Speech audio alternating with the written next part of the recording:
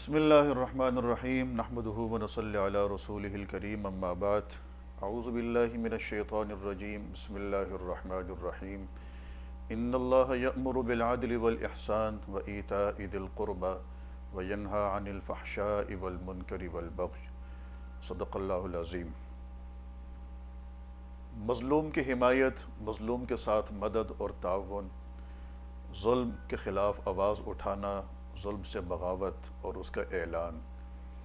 قرآن کریم کی یہ بڑی خوبصورت سی ایک آیت ہے جس میں اللہ سبحانہ و تعالیٰ نے ہمیں 3 چیزوں کے کرنے کا حکم فرمایا اور 3 چیزوں سے اپنے آپ کو روک دینے کا حکم دیا ہے۔ جن کاموں کے کرنے کا حکم دیا اس میں ایک بنیادی چیز عدل و انصاف ہے، اور جن چیزوں سے رک جانے کا اور منع کرنے کا ہمیں حکم دیا گیا ہے، ہمیں منع کیا گیا ہے، اس میں ایک چیز بغاوت ہے۔ بغاوت میں مفسرین نے اس سے مراد ظلم کو لیا ہے، جبر کو لیا ہے، بغاوت کو لیا ہے کہ یہ ساری چیزیں بغی کے اندر آ رہی ہوتی ہیں۔ اسلام نے ہمیشہ عدل و انصاف کا درس دیا ہے، اسی کی تلقین کی ہے، اور اسلام نے ہمیشہ ظلم اور جبر سے لوگوں کو رک جانے کی تلقین کی ہے، اور کبھی اس کی حوصلہ افزائی نہیں کی، ہمیشہ اس کی حوصلہ شکنی ہوئی ہے۔ ہم جب تھوڑا سا تاریخ کے آئینے میں دیکھتے ہیں اور قرآن و سنت کی روشنی میں اس چیز کا جائزہ لیتے ہیں تو عدل و انصاف کے ہمیں بہت بڑے فائدے نظر آتے ہیں، اور ظلم اور جبر کا ہمیں بہت بڑا نقصان نظر آتا ہے۔ ہماری سوسائٹی کے لیے، ہماری معاشرتی زندگی کے لیے عدل و انصاف ایک بہت بڑا رول ادا کرتا ہے، اور اس کے مقابلے میں ظلم اور جبر، مظلومیت، اس کی وجہ سے معاشرت تباہ ہو جاتا ہے اور فساد کی طرف جاتا ہے۔ عدل و انصاف کی وجہ سے معاشرے میں امن آتا ہے، لوگوں کے اندر اطمینان اور سکون کی زندگی وجود میں آتی ہے، اور ظلم اور جبر کی وجہ سے بغاوت اور سرکشی اپنا سر اٹھاتی ہے۔ ہم جب تاریخ کے آئینے میں دیکھتے ہیں تو جہاں جہاں بغاوتیں ہوئی ہیں ان میں سے زیادہ تر واقعات وہ ہیں کہ وہاں کے لوگ ظلم میں تھے، کوئی ان کے اوپر زیادتی کر رہا تھا اور ان کے اوپر حالات بڑے کھٹن اور مشکل تھے، تو اس کی وجہ سے ان کے اندر ایک بغاوت نے جنم لیا، اور وہ پھر تاریخ کے آئینے میں ایک بغاوت والی زندگی بن کر سامنے ظاہر ہو گئے۔ نبی کریم صلی اللہ تعالیٰ علیہ وسلم کی ایک بڑی خوبصورت حدیث ہے جس میں اللہ کے رسول فرماتے ہیں کہ مظلوم کا بھی ساتھ دیا جائے اور ظالم کا بھی ساتھ دیا جائے۔ ہمارے موضوع کے حوالے سے یہ حدیث انتہائی اہم ہے۔ علماء نے لکھا ہے کہ ظالم کے ساتھ اس طرح دیا جائے کہ اس کا ہاتھ روکا جائے، اس کے ہاتھ میں اگر تلوار ہے وہ تلوار اس سے چھین لی جائے، اس کے ہاتھ میں اگر بندوق ہے اس کے بندوق اس سے لے لی جائے، وہ اگر کسی کے ساتھ ظلم کر رہا ہے، زیادتی کر رہا ہے، اس کو سمجھایا جائے اور اس کو اچھائی کی اور خوبی کی تلقین کی جائے۔ مظلوم کے ساتھ اس حوالے سے اس سلسلے میں یوں دیا جا سکتا ہے کہ قرآن کریم کی ایک آیت اس کی تشریح کرتی ہے سورہ حجرات میں، وَإِن طَائِفَتَانِ مِنَ الْمُؤْمِنِينَ اقْتَتَلُوا فَأَصْلِحُوا بَيْنَهُمَا فَإِن بَغَتْ إِحْدَاهُمَا عَلَى الْأُخْرَى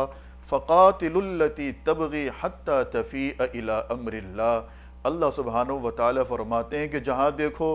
2 بہت بڑے گروہ آپس میں ٹکرا گئے ہیں تو تیسری قسم کے گروہ کا معاملہ یہ ہونا چاہیے، ان کا کردار یوں ہونا چاہیے کہ وہ آگے بڑھے اور ان دونوں گروہوں کے بیچ میں صلح صفائی کا کام پیش کرے۔ لیکن اگر دونوں کے بیچ میں صلح نہیں ہوتی تو پھر اللہ سبحانہ و تعالیٰ نے فرمایا کہ ہمیں ہمیشہ مظلوم کا ساتھ دینا چاہیے۔ فَإِن بَغَتْ إِحْدَاهُمَا عَلَى الْأُخْرَى فَقَاتِلُوا الَّتِي تَبْغِي حَتَّى تَفِيءَ إِلَىٰ أَمْرِ اللَّهِ۔ جب تک کہ اللہ تعالیٰ کا کلمہ اور اس کا نام بلند نہیں ہو جاتا اس وقت تک ہمیں مظلوم کا ساتھ دینا چاہیے۔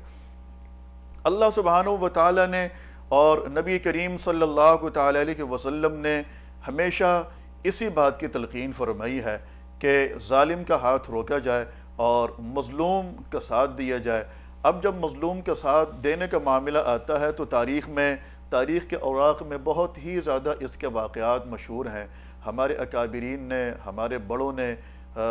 مظلوموں کی مدد کی ہے، ظلم کے خلاف بغاوت کی ہے، بغاوت کا اعلان کیا ہے، اور ان کے فتاوی جات موجود ہیں اور ان کے اعلانات موجود ہیں۔ اس لمبی فہرست میں ہم خلفائے راشدین کا کردار دیکھ سکتے ہیں۔ اس لمبی فہرست میں ہم ان کے بعد میں آنے والے لوگوں میں امام ابو حنیفہ رحمہ اللہ کے کردار دیکھ سکتے ہیں۔ امام ابو حنیفہ کے بعد امام مالک، امام احمد بن حنبل رحمہ اللہ، علامہ ابن تیمیہ رحمۃ اللہ تعالیٰ علیہ، یہ وہ عظیم لوگ ہیں کہ جنہوں نے اپنے اپنے دور میں، اپنے اپنے زمانے میں ان لوگوں کے ساتھ دیا ہے جو مظلوم تھے، اور ہمیشہ اس حوالے سے دین کی خدمت کی ہے۔ ماہ محرم الحرام کے حوالے سے اتنا ہی کہنا چاہوں گا کہ یہ مہینہ ہمیں اسی بات کا درس دیتا ہے کہ ہمیں ہمیشہ مظلوم کے ساتھ کھڑا رہنا چاہیے، ظالم کے ساتھ نہیں کھڑا ہونا چاہیے۔ اور ماہ محرم الحرام کا یہ مہینہ جب آغاز ہوتا ہے اس کا، تو اس مہینے میں ہمیں واقعہ کربلا ہمیشہ یاد دلایا جاتا ہے، اور ہمیں تاریخ کے آئینے میں یہ واقعہ یاد آتا ہے۔ واقعہ کربلا ایک طویل واقعہ ہے، لیکن ہمیں اس واقعے سے کیا درس ملتا ہے، ہمیں کیا سبق ملتا ہے، ملنا چاہیے، کیا سبق حاصل ہوتا ہے؟ واقعہ کربلا کا درس یہ ہے کہ یہ فرقہ واریت کی نصیحت نہیں کرتا۔ واقعہ کربلا ہمیں کسی بھی حوالے سے ظلم کو پروان چڑھانے کی حمایت نہیں کرتا، بلکہ واقعہ کربلا بغیر کسی فرقہ واریت کے، بغیر کسی اور ایسی ظلم اور زیادتی کے ہمیں اس بات کا درس دیتا ہے کہ ہمیں ہمیشہ مظلوم کے ساتھ کھڑے رہنا چاہیے۔ عالم اسلام کی صورتحال ہمارے سامنے ہے، اور جہاں جہاں وہ مسلمان جو اس وقت مشکلات میں ہیں، پریشانیوں میں ہیں، بے گھر ہیں، اور طاغوت ان کے خلاف لشکر کشی پر اتر آیا ہے، اور وہ مسلمان مظلوم ہیں، ہمیں ان مسلمانوں کے ساتھ کھڑے رہنا چاہیے، ان کو ہمیں اپنی دعاؤں میں یاد رکھنا چاہیے، اور ان کے ساتھ ہمیں مالی معاونت بھی کرنی چاہیے۔ جس طریقے سے ہو سکے ہمیں ان مظلوموں کی حمایت کرنی چاہیے۔ یہ ہمیں ماہ محرم الحرام کا درس ملتا ہے۔ ماہ محرم الحرام کے اندر سے واقعہ کربلا سے ہمیں یہ نصیحت حاصل ہوتی ہے۔ اللہ تعالی ہمیں یہ تمام باتیں سمجھنے کی اور عمل کرنے کی توفیق نصیب فرمائے۔